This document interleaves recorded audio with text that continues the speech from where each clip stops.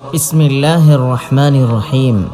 வரலாற்றில் ஓரிருந்த ஓர் அற்புத ஆளுமை ஹனீஃபா பஹ்ஜி ஆலிம். வரலாற்றில் மலர்ந்த சில ஆளுமைகள் மறைந்தாலும் மனித உள்ளங்களில் என்றுமே மனம் வீசுகின்றனர். அவ்வரிசையில் மிளிர்ந்தவர்கள் தான் ஹனீஃபா பஹ்ஜி ஆலிம் அவர்கள். 1942 ஆண்டு மார்ச் மாதம் 1ஆம் திகதி கேகாலை மாவட்டத்தில் ஹெம்மாத்தகம தும்புலுவாவ எனும் எழில்மிகு கிராமத்தில் இப்ராஹிம் ஒமர் லெப்பை மற்றும் ஹதீஜா நாச்சியார் தம்பதிகளுக்கு மகனாக பிறந்த அவர் மார்க்கப்பற்று நிறைந்த 11 பேர் கொண்ட குடும்பத்தில் 2வது பேருமாவார். இலங்கை ஆலிம்கள் வரலாற்றில் 5வது தலைமுறையும் ஆலிம்களால் தடம் பதிக்கும் குடும்பமாக அன்னாரது குடும்பம் திகழ்வது குறிப்பிடத்தக்க அம்சமாகும்.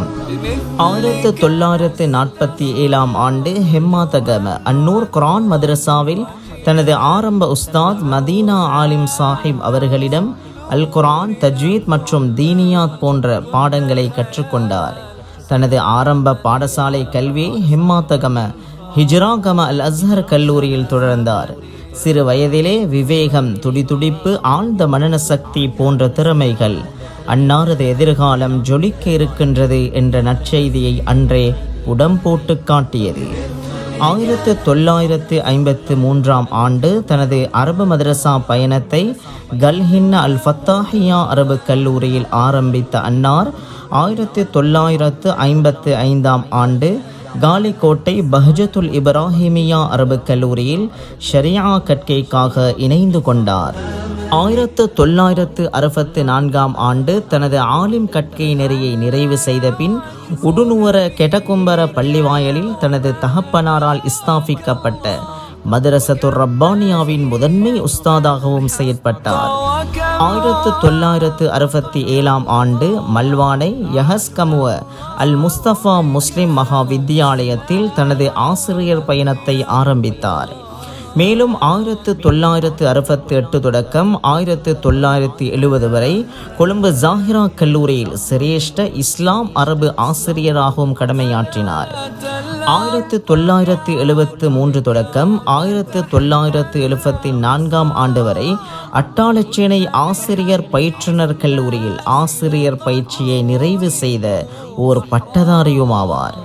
மேலும் மௌலவி ஆசிரியர் சான்றிதழ் பரீட்சையில் சிறப்பு சித்தி பெற்ற அவர் தெல்லங்க அஸ்ஸிராஜ் மகாவித்தியாலயம், ஹெம்மாத்தகம ஹிஜ்ராகம அல் அஸ்ஹர் கல்லூரி, ஹந்தஸ அல் மனார் தேசிய பாடசாலை மற்றும் கடுகண்ணாவ தமிழ் வித்தியாலயத்தில் பணியாற்றி 1982 ஆண்டு ஆசிரியர் சேவையிலிருந்து ஓய்வு பெற்றார். 2 தசாப்த காலம் சேவையாற்றி பல்லாயிரம் பாடசாலை மாணவர்களை கொண்ட கல்விசார் சமூகம் ஒன்றை உருவாக்கிய முன்மாதிரி மிக்க ஆசிரியரும் ஆவார். 1968 ஆண்டு எலமல்தனிய அப்துர் ரஹ்மான் லெப்பை சௌதா உம்மா தம்பதியரின் அன்பு மகள் ரஹ்மத் பீபியை மணமுடித்து திருமண பந்தத்தில் இணைந்து கொண்ட ஹனீஃபா ஆலிம் அவர்கள் 8 பிள்ளைகளின் தகப்பனும் ஆவார். வரலாற்றில் சமூகத்திற்கு வரமாக தனது குழந்தைகளை அவதரித்தார் என்ற பெருமை அவரையே சாரும். பிரபல தஅவா பேச்சாளரும் ஜம்சம் நிறுவனத்தின் பணிப்பாளருமான அஷேக் முஃப்தி யூசுப் ஹனீஃபா, தஸ்கர் அல் ஹக்கானியா அரபு கல்லூரியின் அதிபர் அஷேக் லஃபீர் ஹனீஃபா, சிரேஷ்ட ஹதீஸ் உயர் கற்கை விரிவுரையாளர் அஷேக் இன்சாஃப் ஹனீஃபா மற்றும் ஜமாலியா அரபு கல்லூரியின் நிர்வாக தலைவர், தஅவா அழைப்பாளருமாகிய இனாம் ஹனீஃபா ஆகியோர் அன்னாரது அன்பு புதல்வர்கள் என்பதும் குறிப்பிடத்தக்க அம்சமாகும். முன்மாதிரி மிக்க தகப்பனுக்கு கலங்கரை விளக்கு போல் அவர்கள் திகழ்ந்தவை அன்னாரது சீரிய பயிற்சி பாசறைக்கு சிறந்த எடுத்துக்காட்டாகும். 1987 ஆண்டு கொழும்பு மர்கஸ் மதரசத்துர் ரஷாத் அரபு கல்லூரியில் 1 வருடம் பணியாற்றிய உஸ்தாதுமாவார்.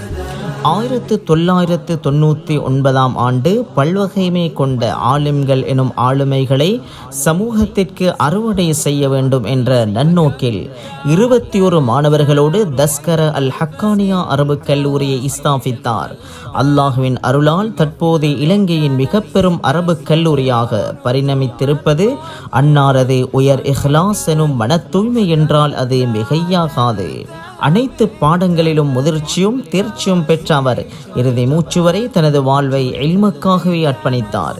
இஸ்லாமிய அழைப்பு பணிக்காக பல நாடுகள் பயணம் செய்து பல்லாயிரம் அழைப்பாளர்களை உருவாக்கிய ஹனீஃபா பஹ்ஜி ஆலிம் அவர்கள் இலங்கையின் தப்லீக் அழைப்பு பணியின் ஷூரா சபை முக்கிய உறுப்பினராகவும் செயற்பட்டார். நபிகளாரின் அடிச்சுவட்டுக்களை அணுவும் பிசகாது பின்பற்றிய அவர் ஷமாயிலு திர்மிதி எனும் நபிகளாரின் வர்ணனைகள் பற்றிய கிரந்தத்தை கண் கலங்க கற்றுக் கொடுத்த ஆசானும் ஆவார். எப்போதும் தலைப்பாகை அணிந்த வதனமும் நிறைந்த தாடியும் அன்னாரது முகத்தின் பிரகாசத்தை மேலும் மேலும் இலங்கச் செய்தது. பல்லாண்டுகளாக தஹஜ்ஜுத் எனும் உயர் வணக்கத்தை தவறாமல் தொழுதவர், திங்கள் வியாழன் விடாமல் நோன்பு நோற்றவர், அதிகமாக அல் குர்ஆன் ஓதியவர் என்ற செய்திகள் எம்மை மெய் சிலிர்க்க வைப்பது மட்டுமல்லாது அன்னார் இந்தளவிற்கு ஆத்மீகத்திலும் உயர்ந்திருந்தார் என்பதை படம் பிடித்து காட்டுகின்றது. கம்பீரம் நிறைந்த பேச்சு, புன்முறுவல் பூத்த வதனம், வாரி வழங்கும் பரோபகாரம், வந்தோரை உபசரிக்கும் விருந்தோம்பல், மனிதர்களின் குறைகளை மறைத்தல், தயாளத்தன்மை மற்றும் மனிதநேயம் போன்ற மனிதத்துவத்தின் மாண்புகள் அன்னாரது வாழ்வின் அணிகலன்களாக அலங்கரித்தன. சுருங்க கூறின் அவர் ஒரு மனித பழம். ஹனீஃபா பஹ்ஜி ஆலிம் அவர்களால் உருவாக்கப்பட்ட பல நூறு மாணவர்கள் முஸ்லிம் சமூகத்தின் மறுமலர்ச்சிக்காக காத்திரமான சேவைகளை ஆற்றுகின்றமை முக்கிய அம்சமாகும்.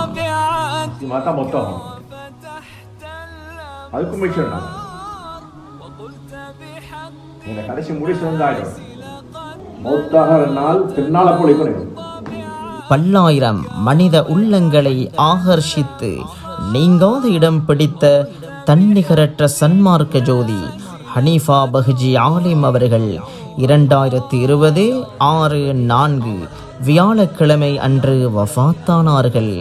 இன்னா லில்லாஹி வ இன்னா இலைஹி ராஜிஊன். அன்னாரது மறைவு இலங்கை வாழ் முஸ்லிம்களால் ஈடு செய்ய முடியாத பேரிழப்பாகும்.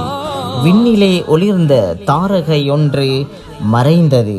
யா அல்லாஹ், அன்னாரது மண்ணறையை பொன்னறையாக ஆக்கி உயர் சுவர்க்கத்தின் சொந்தக்காரராக ஆக்கி வைப்பாயாக.